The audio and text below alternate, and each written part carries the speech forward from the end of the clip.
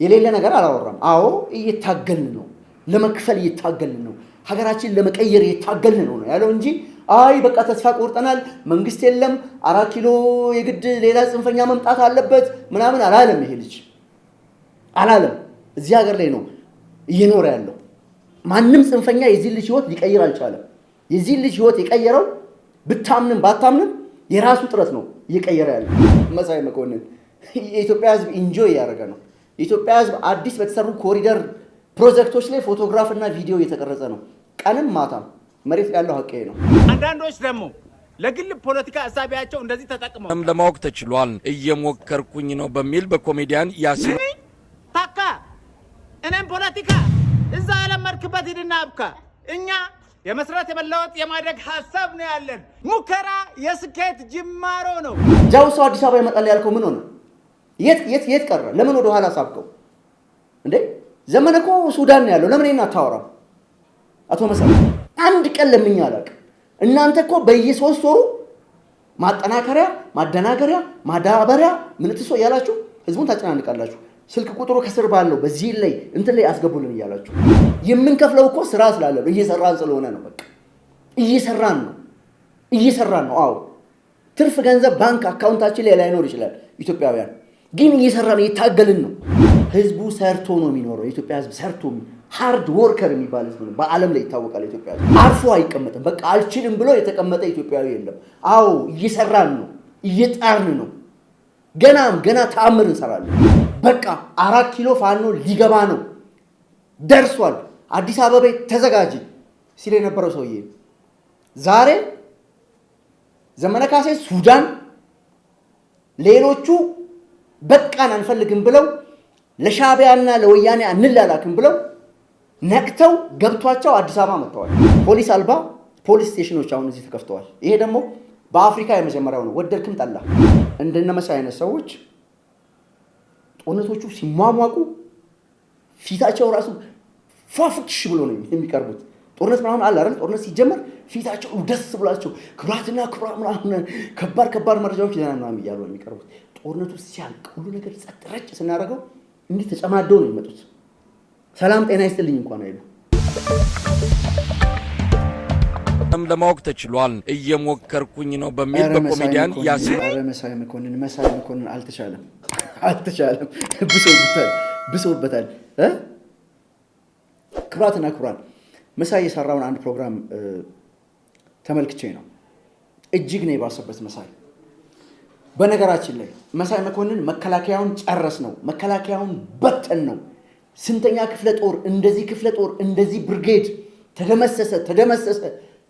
በቃ 4 ኪሎ ፋኖ ሊገባ ነው፣ ደርሷል፣ አዲስ አበባ ተዘጋጅ ሲል የነበረው ሰውዬ ዛሬ ዘመነ ካሴ ሱዳን፣ ሌሎቹ በቃን አንፈልግም ብለው ለሻዕቢያና ለወያኔ አንላላክም ብለው ነቅተው ገብቷቸው አዲስ አበባ መጥተዋል። መሳይ የመጨረሻ ኢሹ ሲያጣ፣ የመጨረሻ አጀንዳ የሚያደርገውን ነጥብ ሲያጣ ኮሜዲያን ያሲኖ የሰራው ቅብርጥሶ ምንትሶ ህዝቡን እያነጋገረ ነው፣ ህዝቡን እያደናገረ ነው። በቃ የከተማ ውስጥ አመጽ ደግሞ በኮሜዲያን ያሲኖ አማካኝነት እንቀሰቅሳለን። ወፍ የለም። መሳይ መኮንን የኢትዮጵያ ህዝብ ኢንጆይ ያደረገ ነው። የኢትዮጵያ ህዝብ አዲስ በተሰሩ ኮሪደር ፕሮጀክቶች ላይ ፎቶግራፍ እና ቪዲዮ እየተቀረጸ ነው፣ ቀንም ማታም። መሬት ያለው ሀቅ ነው።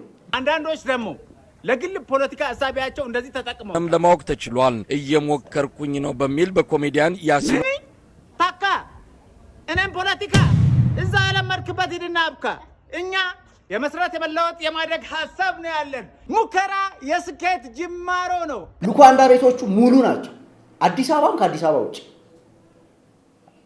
ሰው ይበላል፣ ይጠጣል፣ የቤት ኪራይ ይከፍላል፣ ነዳጅ ፉል ያደርጋል፣ የልጆቹን የትምህርት ቤት ኪራይ ይከፍላል። የሚከፈለው ግን ዝም ተብሎ አይደለም። የሚከፈለው ለእናንተ አውሮፓና አሜሪካ ላላችሁ ማለት ነው። ኢትዮጵያ እያላችሁ ለምታወሩ ሰዎች ምስኪን ዲያስፖራ 100 ብርም 50 ብርም 10 ብርም ቻርጅ ያደርግላችኋል ቁጭ ብላችሁ ስለምትለምኑ ማለት ነው። የኢትዮጵያ ህዝብ ግን ለምኑ አይደለም የሚኖረው፣ ሰርቶ ነው የሚኖረው።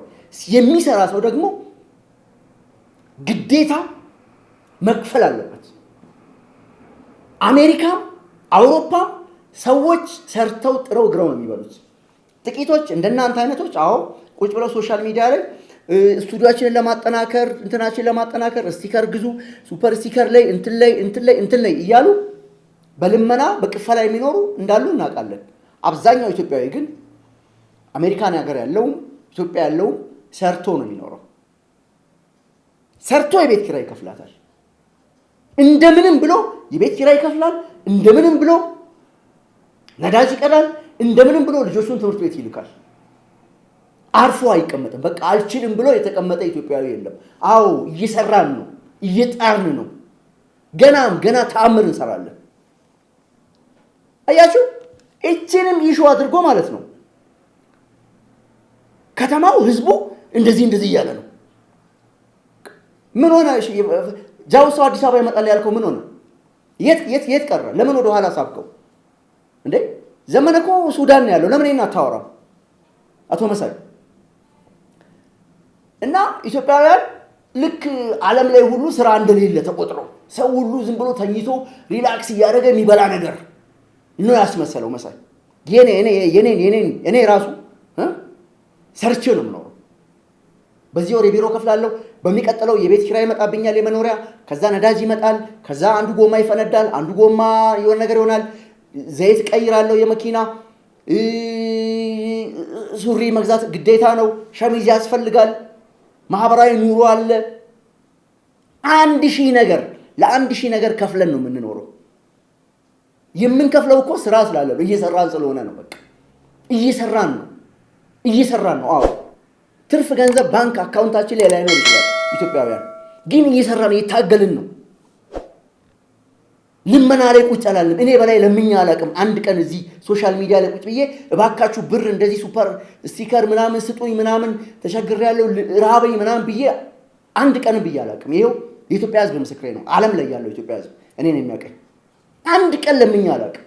እናንተ እኮ በየ3 ወሩ ማጠናከሪያ፣ ማደናገሪያ፣ ማዳበሪያ ምንትሶ እያላችሁ ህዝቡን ታጨናንቃላችሁ። ስልክ ቁጥሩ ከስር ባለው በዚህ ላይ እንትን ላይ አስገቡልን እያላችሁ ህዝቡ ሰርቶ ነው የሚኖረው። የኢትዮጵያ ህዝብ ሰርቶ ሃርድ ወርከር የሚባል ህዝብ ነው። በዓለም ላይ ይታወቃል የኢትዮጵያ ህዝብ። ስለዚህ ኮሜዲያን ያሲኖ የሌለ ነገር አላወራም። አዎ እየታገልን ነው፣ ለመክፈል እየታገልን ነው፣ ሀገራችን ለመቀየር እየታገልን ነው ያለው እንጂ አይ በቃ ተስፋ ቆርጠናል፣ መንግስት የለም፣ 4 ኪሎ የግድ ሌላ ጽንፈኛ መምጣት አለበት ምናምን አላለም። ይሄ ልጅ አላለም።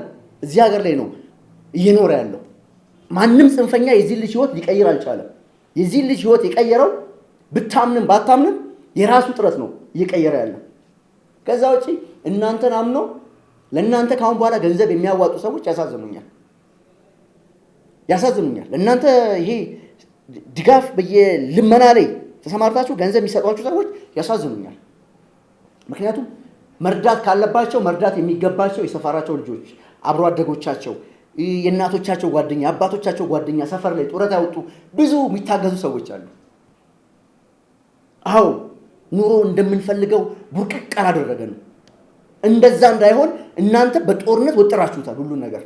ጦርነቱን አሸነፍን፣ ደጋግመን አሸነፍን ጦርነቱን። አሁን ኢኮኖሚውን እያሸነፍን ነው። ስለዚህ ወለመሳይ ወለማን ብትጮሁ ብታጓሩ ማለት ነው ምንም የምታመጡት ነገር የለም። አዎ ቦርጫ አውጥታችኋል፣ ሰውነታችሁ ተነፋፍቷል፣ ምናምን የሆነ ነገር ውስጥ እንዳላችሁ እናውቃለን። ይሄ ደግሞ የጤና ምልክት እንዳልሆነም እናውቃለን። ስለዚህ ኢሹ ካሁን በኋላ ለእናንተ አይኖርም። እያንዳንዷን ነገር እናንተ ቀኑን ሙሉ ስትሰድቡት የምትውሉት ቀኑን ሙሉ አብይ አህመድ ስትሉ የምትውሉ ሰውዬ ማለት ነው ዝግት ቀዳዳውን ሁሉ ሽፍን ዝግት ታርጓል። በቃ ኖ ኢሹ። በቃ ካሁን በኋላ ምንም አይነት ኢሹ እናንተ ህዝቡ ሰምቷችሁ አደባባይ የሚወጣበት ኬዝ በሰማይ በምድር ሊኖር አይችልም። እመኑ፣ አይኖርም። ስለዚህ አገዛዙ ስትጮሁ ትውላላችሁ። አብይ ያልክ ትውላለህ። ተከፋዮች የብልጽግና ካድሬዎች ምናምን ትላለህ። ይሄ በቃ ምንም የሚቆም ነገር አለም። ትቀጥላላችሁ በዚህ ይሄ ስራችሁ ነው እናውቃለን። ከዛ ባለፈ ግን እናንተ ቀስቅሳችሁት፣ እናንተ አነሳስታችሁት አዲስ አበባ አይደለም አንዲት ፖይንት ኢትዮጵያ ውስጥ አንዲት ቀበሌ ላይ በመንግስት ላይ ሰልፍ የሚወጣ ህዝብ የለም። እኔ ያራግጥላችኋለሁ። መንግስት አለ የሚያራግጥላችሁ። እኔ በላይ መንገሻ ያራግጥላችኋለሁ። እኔ ያራግጥላለሁ። 3 ጎረምሳ ማለት ነው ዶላር ከፍላችሁ ዶላር ልካችሁላቸው ጥሬ ስጋ አብልታችኋቸው ትንባሆ አጭሰው ድራፍት ተጠጥተው 3 ጎረምሶች እስቲ አዲስ አበባ ላይ ሰልፍ አስወጡና እናያለን። 3 ሰው በተአምር እሺ አይሏችሁ በተአምር። ምክንያቱም ያውቁታል እዚህ ያለውን ነገር አስተማማኝ ስራ ሰርቷል። በነገራችን ላይ ኢትዮጵያውያን ፖሊስ አልባ ፖሊስ ስቴሽኖች አሁን እዚህ ተከፍተዋል። ይሄ ደግሞ በአፍሪካ የመጀመሪያው ነው። ወደድክም ጠላ በአፍሪካ የመጀመሪያው የሆኑ ፖሊስ አልባ ፖሊስ ስቴሽኖች አሉ እዚህ ከተማ ውስጥ። በቀደም ተመርቋል። አቢቹ ሲመርቅ ነበር። ፖሊስ አልባ እኮ ነው እያልኩ ያለሁት። ስለዚህ ድራፍት ጋብዘኸው አረቄ አጠጥተው ጫት አስቅመኸው ፌስቡክ ላይ ይሄ የእናንተ ነገሮች ሼር የሚያደርገው የሚቀባበለዋል አይደለ? ያ መንጋ ጠቅላላ አንዳንድ ሚሊዮን ብር አካውንቱ ላይ ብታስገቡ ሰልፍ አይወጣም። ለምን ካልከው እንዴ አይቻልም ሰልፍ እዚህ ሀገር ኢምፖሲብል፣ በቃ ማንም አያስወጣንም። እንዴ ህዝቡ ራሱ ያስገባናል አይደለም የጸጥታ ኃይሎች ነው የሚሏቸው። ስለዚህ ኢሹ ሲጠፋ ኮሜዲያን እንትና እንደዚህ አለ፣ አበበ እንደዚህ አለ፣ ከበደች እንደዚህ አለች፣ አየለች እንደዚህ አለች፣ ሙስጠፋ እንዲህ አለ፣ መሐመድ እንዲህ አለ እያልክ ትውላታለህ እንጂ የሚቀየር ነገር የለም። በነገራችን ላይ እንደነመሳይ አይነት ሰዎች ጦርነቶቹ ሲሟሟቁ ፊታቸው ራሱ ፏፍሽ ብሎ ነው የሚቀርቡት። ጦርነት ምናምን አለ አይደል? ጦርነት ሲጀመር ፊታቸው ደስ ብሏቸው ክብራትና ክብራ ምናምን ከባድ መረጃዎች ይዘና ምናምን እያሉ ነው የሚቀርቡት። ጦርነቱ ሲያልቅ ሁሉ ነገር ጸጥ ረጭ ስናደርገው እንዲህ ተጨማደው ነው የሚመጡት። ሰላም ጤና ይስጥልኝ እንኳን አይሉ። አገዛዙ አዎ አገዛዝ አለ። አገዛዙ ግን ስማርት የሆነ ነው። በቃ ከናንተ ኃይል አስተላለፍ ጋር ሲነጻጸር ማለት ነው በሰማይና በምድር አይወዳደርም። በቃ ለናንተ መልስ መስጠት የምንችለው እኛ ነን ካሁን በኋላ። ብልጽግና ፓርቲ ለዚህ ለሻዕቢያም ለማንም ለኢትዮጵያ ተቃዋሚ ለሚባለው ጠቅላላ ዓለም ላይ ለፈሰሳችሁት ማለት ነው ብልጽግና ፓርቲ መልስ አይሰጥም። እኛ ዝም ብለን እንደ መደበሪያ መልስ እንሰጣችኋለን። ስለዚህ እዚህ ከተማ ውስጥ አዲስ አበባም ይሁን የትኛውም የኢትዮጵያ ከተማ ውስጥ የኑሮ ውድነቱን ተገን በማድረግ የሚቀሰቀስ ምንም አይነት አመጽም አብዮትም የለም። በላይ መንገሻ ነኝ። ኢንጆይ ያደረኩ ነው። መሳይ መኮንን ያለህ አማራጭ ይቅርታ ደብዳቤ ጽፈህ ይቅር በይኝ ኢትዮጵያ ብለህ ኢትዮጵያ መተክ እንደማንኛውም ኢትዮጵያዊ 4 ኪሎ መጎብኘት ምናምን ትችላለህ። ከዛ ውጪ የማስታወቂያ ሚኒስትር መሆን የለም፣ የፕሬስ መምሪያ ኃላፊ የለም፣ ምናምን ስልጣን የለም፣ ቪኤት የለም፣ አጀብ የለም። ምክንያቱም ፕሮፌሰርና ዶክተር ሞልቷል እዚህ ሀገር።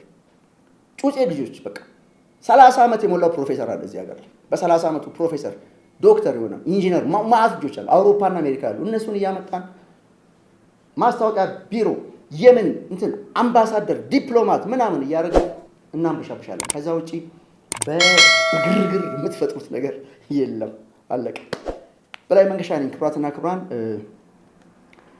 የኢትዮጵያ ድምፅ ከተመቻችሁ ሰብስክራይብ ብታደርጉ ደስ ይለኛል። ከተመቻችሁ፣ ካልተመቻችሁ ደግሞ ዲሞክራሲያዊ መብታችሁ ነው። ሁሉም ነገር መልካም ይሆናል። እግዚአብሔር ኢትዮጵያን ይባርክ።